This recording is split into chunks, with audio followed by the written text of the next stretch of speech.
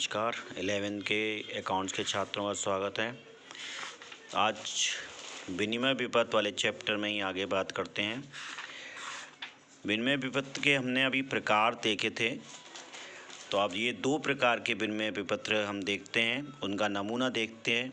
अवधि के अनुसार जो हैं वो दो प्रकार के विनिमय विपत्र होते हैं, तो उसमें देखते हैं। एक होता है दर्शनीय विनिमय विपत्र और दूसरा होता है मुद्दती विनिमय विपत्र।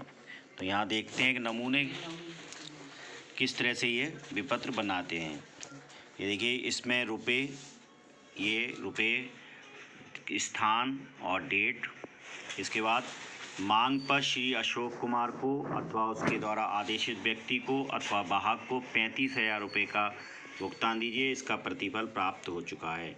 सेवा में श्री नवीन श्रीवास्तव, कानपुर शहर, और यहाँ हस्ताक्षर सत्यप्रकाश। सत्यप्रकाश जो है वो है लिखने वाला, और उसने अशोक कुमार के लिए ये आदेशित कहा है। ये कहलाता है दर्शनीय विपत्र। दर्शनीय विनिमय विपत्र जिन विपत्रों पर भुगतान मानने पर किसी भी को समय प्राप्त किया सकता है, यानी कि उसमें कोई समय अवधि नहीं दी होती, ऐसे हम इसको कहते हैं दर्शनीय विनिमय विपत्र। दूसरा प्रकार का पद्धति है मुद्दती विनिमय विपत्र, यानी कि जिसमें मुद्दत हो, यानी कि जिसमें भुगतान व्यवस्था समय अवधि दी हुई हो।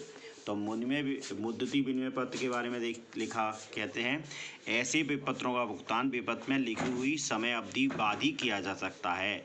ऐसे विपत्रों पर उसमें लिखी हुई धनराशि के अनुसार टिकट लगाना आवश्यक होता है तथा भुगतान की तिथि गणना के लिए 3 दिन अनुग्रह डे ऑफ ग्रेस भी जोड़ दिए जाते हैं। अब बात करते हैं तो मुद्दती विनिमय पत्र तो में एक अवधि दी होगी और साथ ही साथ स्टाम्प पेपर पर लिखा होगा। और जो हमने अभी देखा था दर्शनीय विनिमय पत्र, ये इसमें कोई अवधि नहीं होगी, तुरंत इसका भुगतान प्राप्त किया जा सकता है, इसलिए इसमें स्टाम्प पेपर भी ये नहीं होता है। अब देखिए, ये इसमें रुपया और ये स्टाम्प, यानी कि जो मूल्य होगा विनिमय पत्र का उसके हिसाब उसके अनुसार, जो नियम के अनुसार स्टैंप लगेगी। गोरखपुर जहाँ पर लिखा गया 15 मई डेट की लिख दिया। आज से 3 माह बाद मुझे या मेरे आदेशानुसार वामन अंतराज का भुगतान कीजिए, प्रतिफल प्राप्त। सेवा में कृष्ण गोपाल जी, इनको भेजा गया है, ये स्वीकृत कृष्ण गोपाल जी ने किया है। और यहाँ ये हस्ताक्षर विभिन्न सोनेजा द्वारा, ये कहलाते हैं मुद्दती विनिमय विपत्र। अब एक इसमें देखते हैं विनिमय विपत्र में अंतर। विनिमय विपत्र चेक में क्या अंतर है, तो देखिए, चेक में लेखक, सबसे पहली बात रखते हैं लेखक के आधार पर। इसे केवल वही व्यक्ति लिख सकता है जिसका बैंक में, यानी चेक को कौन तक सकता है, जो जिसका केवल बैंक में खाता हो। और विनिमय विपत्र को कौन लिख सकता है, इसे कोई भी व्यक्ति लिख सकता है जिसे किसी से धनराशि प्राप्त करनी हो, यानी किसी से उसे धनराशि प्राप्त करनी हो, कोई भी किसी व्यक्ति पर लिख सकता है जिसको धनराशि देनी है और जिसे धनराशि लेनी है, लेने वाला लिख सकता है। देनदार के आधार पर चेक किसी बैंक पर लिखा जाता है, यानी कि जो देनदार होता है वो बैंक होता है कोई। और विनिमय विपत्र में किसी व्यक्ति फर्म या संस्था पर लिखा जाता है, यानी कि कोई फर्म, व्यक्ति या संस्था इसका भुगतान करती है। स्वीकृति की बात करते हैं। स्वीकृति क्या चीज़ होती है, यानी कि स्वीकृति देने वाला।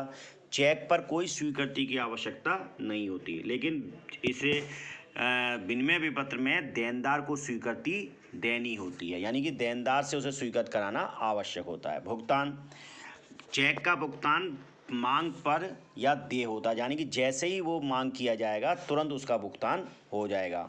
लेकिन विनिमय विपत्र में क्या ये है कि यह मांग पर अथवा निश्चित समय अवधि के बाद देय होगा। या तो मांग पर, अगर उसमें अवधि नहीं लिखी हुई है तो जैसे ही वो मांग की जाएगी वैसे ही उसका पेमेंट करना होगा, और अगर कोई निश्चित समय अवधि दी हुई रखी है तो समय अवधि के बाद उसका भुगतान होगा। रेखांकन, चेक का रेखांकन किया जा सकता है और विनिमय विपत्र का रेखांकन नहीं किया जा सकता।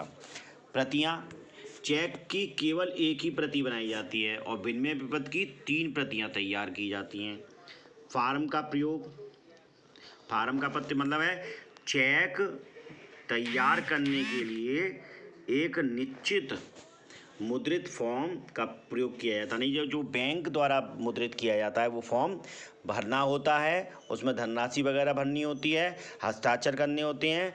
तो चेक में तो एक फॉर्म का प्रयोग होता है, लेकिन विनिमय विपत्र में कोई इसके लिए कोई विशेष मुद्रित फॉर्म भरने की आवश्यकता नहीं होती, बल्कि साधारण से कागज़ पर इसको लिखा जा सकता है। देश विदेश में भुगतान, तो इसका प्रयोग देशी भुगतानों के लिए किया जाता है। चेक का भुगतान देशी भुगतानों के लिए किया जा सकता है केवल, और विनिमय विपत्र का भुगतान देशी और विदेशी दोनों तरह के भुगतानों के लिए किया जाता है। यानी कि अगर किसी देश में देश के किसी व्यक्ति को पेमेंट करना हो या विदेश के किसी व्यक्ति को पेमेंट करना हो तो विनिमय विपत्र का प्रयोग किया जा सकता है।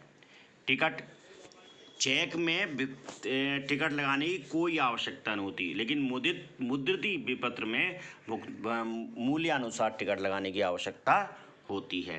अनुग्रह दिवस, चेक का भुगतान के लिए कोई अनुग्रह दिवस की आवश्यकता नहीं होती। यानी कि जिस दिन को चेक काटा जाएगा उसके जरूरी नहीं है वो 3 दिन बाद ही भुनाई हो, उसको उसी दिन भी या उसके अगले दिन भी भुनाया जा सकता है। लेकिन मुद्रित में 3 दिन अनुग्रह दिवस के मिलते हैं। यानी कि जो जिस डेट को वो लिखा भुगतान के लिए पेबल है, उसके लिए 3 दिन का भुगतान करने के लिए उसे अनुग्रह दिवस दिए जाते हैं।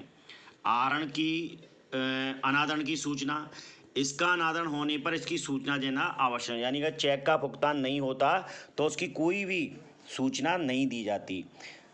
और लेकिन विनिमय विपत्र के अनादरण होने पर पूर्व पक्षकारों को उन्हें अनादरण की सूचना दी होती है। यानी कि जिसको पेमेंट करना है वो उसको, जिसने ये विनिमय विपत्र लिखा है उसको ये सूचना देनी होगी कि मैं इस समय पेमेंट करने की स्थिति में नहीं हूँ, इसलिए मुझे और कुछ टाइम दिया जाए। तो यहाँ पर सूचना देना आवश्यक होता है। यानी कि विनिमय विपत्र में सूचना देना आवश्यक होता है अगर अनादरण होता है, यानी कि उसका चेक भुगतान नहीं हो रहा, चेक का भुगतान नहीं हो रहा है तो उसकी सूचना देना आवश्यक नहीं होता। लेकिन विनिमय विपत्र का अगर भुगतान नहीं होना है तो उसके लिए उसकी सूचना देनी आवश्यक होती है। निकराई व्यय, चेक के अनादरण पर निकराई व्यय की आवश्यकता नहीं होती। यानी कि नोटिंग बैक चार्जेस की कोई आवश्यकता चेक पर नहीं पड़ती है। लेकिन अनादरण की स्थिति पर, क्योंकि ये दोबारा से फिर लिखा जाता है, इसलिए संबंधित अधिकारी से निकराई करनी पड़ती है और उसे निकराई के चार्ज भी देने होते हैं। भुगतान रोकना, लेखक, बैंक या न्यायालय द्वारा चेक का भुगतान रोका जा सकता है। या तो लेखक रोक ले उस चेक का भुगतान, पेमेंट बैंक को लिए लिखित में आदेश दे दे कि आप इस चेक का भुगतान ना करें। बैंक कर सकता है, अगर उसका चेक साइन नहीं मिल रहे हैं तो बैंक उसका भुगतान रोक सकता है। और न्यायालय ने कोई निर्णय दिया था उसके आधार पर चेक को भुगतान रोका जा सकता है, लेकिन विनिमय विपत्र का भुगतान नहीं रोका जा सकता। उसकी सूचना देकर अगला जगह लिखा जा सकता, लेकिन भुगतान को नहीं रोका जा सकता। दायित्व, चेक का भुगतान 3 माह के अंदर लिया जा सकता है। यदि इस अवधि से भुगतान की नहीं लिखा जाता तो चेक के लेखक का दायित्व समाप्त नहीं होता है। यानी कि अगर चेक का भुगतान 3 माह के अंदर ले लिया जाता है, अगर इस अवधि में भुगतान नहीं लिया तो ऐसा नहीं है कि उसका पेमेंट मर गया, वो दोबारा उस पर डेट बढ़वाकर या दूसरा चेक से पेमेंट ले सकता है। यानी कि उसका लेखक का दायित्व उसको पेमेंट करने का हो रहेगा। लेकिन वो इसकी स्थिति में, विनिमय विपत्र की स्थिति में, यदि भुगतान की तिथि पर इसे प्रस्तुत नहीं किया जाता तो स्वीकारकर्ता या बेचनकर्ता का दायित्व समाप्त हो जाता है। यानी कि अगर जिस दिन भुगतान होना उस दिन की डेट पर नहीं प्रस्तुत नहीं किया जाता है तो ऐसी स्थिति में जो स्वीकार करता है या बेचैन करता है उसका दायित्व भुगतान करने से समाप्त हो जाता है। लेखक की मृत्यु या पागलपन की स्थिति में क्या होगा? लेखक की मृत्यु होने या उसके पागल या दिवालिया हो जाने पर बैंक चेक का भुगतान नहीं करता है, यानी कि चेक का भुगतान करने के लिए मना कर सकता है। विपत्र के लेखक की मृत्यु होने पर उसके उत्तराधिकार धारक के प्रति उत्तरदायी हो। ऐसी स्थिति में विपत्र का लेखक है, अगर उसका मृत्यु हो जाती है या दिवालिया हो जाता है तो उसको उत्तराधिकार जो उसके उत्तराधिकारी होंगे वो धारक के प्रति उत्तरदायी होंगे, यानी कि वो पेमेंट प्राप्त कर सकते हैं। प्रयोग, इसका प्रयोग व्यक्तिगत व्यापारी दोनों प्रकारों से लेनदेनों में होता है। इसका प्रयोग केवल व्यापारिक लेनदेनों में ही किया जाता है। तो ये है विनिमय प्रपत्र और चेक में अंतर। प्रयोग का मतलब है यानी कि इसमें जरूरी नहीं कि वो किसी व्यक्तिगत अगर किसी व्यक्ति को व्यक्ति से पेमेंट करना है तो वो चेक का प्रयोग कर सकता है, और व्यापारिक प्रयोग के लिए भी इसका चेक का प्रयोग कर सकता है। लेकिन विनिमय प्रपत्र का प्रयोग केवल व्यापारिक लेन देनों के लिए ही किया जाता है। अब बात करते हैं विनिमय प्रतिज्ञा पत्र। भारतीय विनिमय विलेख विधिनियम की धारा 4 के अनुसार प्रतिज्ञा पत्र एक लिखित विलेख होता है जिस पर लिखने वाले के हस्ताक्षर होते हैं तथा जिसके लिखने वाले की ओर से शर्त रहित प्रतिज्ञा होती है कि वह किसी व्यक्ति विशेष को अथवा उसके आदेशानुसार किसी अन्य व्यक्ति को अथवा विलेख के भाग को एक निश्चित धनराशि का भुगतान करेगा। प्रतिज्ञा पत्र की जो परिभाषा है वो भारतीय विनिमय साध्य विलेख के अधिनियम 4 की धारा 4 में दी हुई है, जिसके अनुसार क्या कहना है, वो कहता है कि एक लिखित विलेख है। तो निष्कर्ष के आधार पर हम क्या कह सकते हैं, प्रतिज्ञा पत्र एक शर्त रहित विलेख होता है जिसमें निम्नलिखित लक्षण होते हैं। यह देनदार अपने लेनदार पर लिखता है, इसमें एक निश्चित रकम का भुगतान करने का स्पष्ट वचन अथवा प्रतिज्ञा होती है, यह शर्त रहित प्रतिज्ञा है, इसमें भुगतान की एक निश्चित रकम होती है, इसके लेखक के हस्ताक्षर अवश्य होते हैं, किंतु यह बैंक नोट अथवा करेंसी नोट में शामिल नहीं किया जाता। यानी कि ये साख पत्र करेंसी बैंक नोट या अथवा करेंसी नोट के रूप में स्वीकार नहीं किया जाता। इसमें दो पक्ष होते हैं, लेखक और अदाता। अब बात करते हैं प्रतिज्ञा पत्र क्या होता है। ये भी एक विनिमय प्रपत्र का ही एक साख पत्र है विनिमय प्रपत्र की तरह ही, लेकिन इसमें फ़र्क ये है विनिमय प्रपत्र कौन लिखता है, जिसको पैसा लेना होता है, और प्रतिज्ञा पत्र कौन लिखता है, जिसको पैसा देना होता है। बस इसमें मेन फ़र्क यही है, ध्यान रखें। प्रतिज्ञा पत्र और विनिमय प्रपत्र में मेन मुख्य फ़र्क यही है कि विनिमय प्रपत्र कौन लिखता है, जिसको पैसा चाहिए और जिसको पैसा देना होता है वो स्वीकृति देता है उस पर। और प्रतिज्ञा पत्र में क्या होता है, जिसको पेमेंट देना होता है वो लिखता है, वो एक प्रतिज्ञा करके देता है कि मैं आपको इतने समय बाद इतने रुपए का भुगतान कर दूंगा। अगर इस तरह से है तो वो कहलाएगा प्रतिज्ञा पत्र। और विनिमय प्रपत्र कौन लिखता है, जिसका पैसा चाहिए होता है वो लिखता है कि मुझे या मेरे धारक इस विनिमय प्रपत्र के धारक को आप इतने दिनों बाद पेमेंट कर दीजिए, और उस पर स्वीकृति यानी कि जिसको पेमेंट करना होता है वो स्वीकृति देता है। यही है मेन मुख्य फर्क।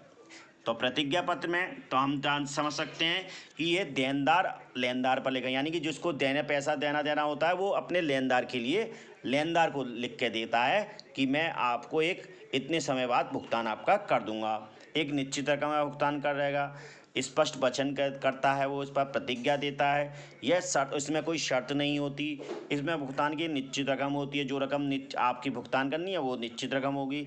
इसमें लेखक जो होगा, जो प्रतिज्ञा कर रहा होगा, जिसको भुगतान करना हो उसके हस्ताक्षर होंगे, किंतु यह जो होगा वो बैंक नोट अथवा करेंसी नोट की तरह मान्य नहीं होगा।